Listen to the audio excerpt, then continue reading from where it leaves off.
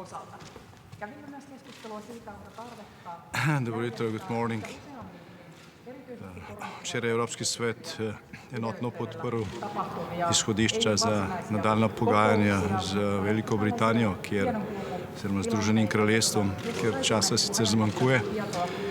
Kljub temu pa je Evropa tukaj enotna in izrazili smo tudi spontano priznanje, zahvalo našemu pogajalcu Michelu Barnierju za njegovo delo, ki je usmerjeno ne samo v dosego dogovora, ampak tudi v dosego nekega ozračja, na podlagi katerega bo lahko Evropska unija sodelovala z Združenim kraljestvom tudi po tem, ko bo Brexit trdo dejstvo.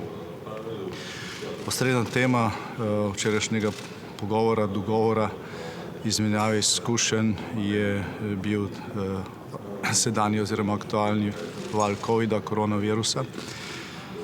Tukaj smo vsi pozdravili priporočila Evropske komisije in tudi že Evropskega sveta glede prehajanja notranjih mej v Evropski uniji.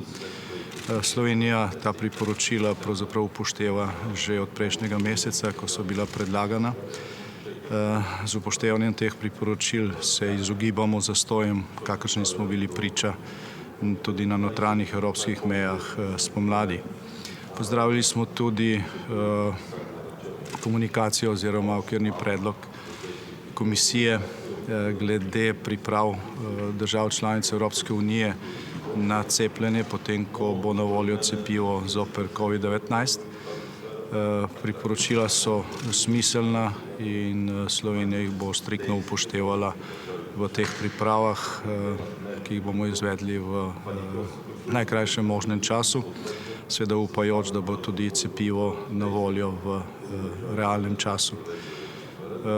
Veliko je bilo govora, tudi komunikacijski okvir je bil podan na temo boja proti lažnim novicam, ki se v smislu zanikanja nevarnosti, zanikanja virusa pravzaprav v Evropi širijo predvsem preko družabnih omrežij, v Sloveniji pa žal velikokrat tudi preko srednjih medijev.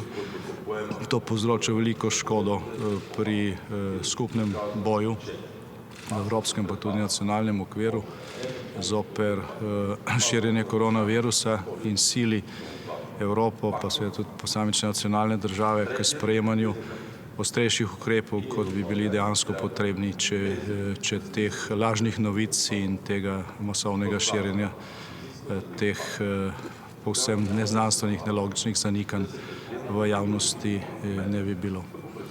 And for today, I sincerely hope that we will be able to strongly and anonymously back support Greece and Cyprus against the newest provocations made by Turkey, and to send a strong message that this is not going on like that. Thank you very much.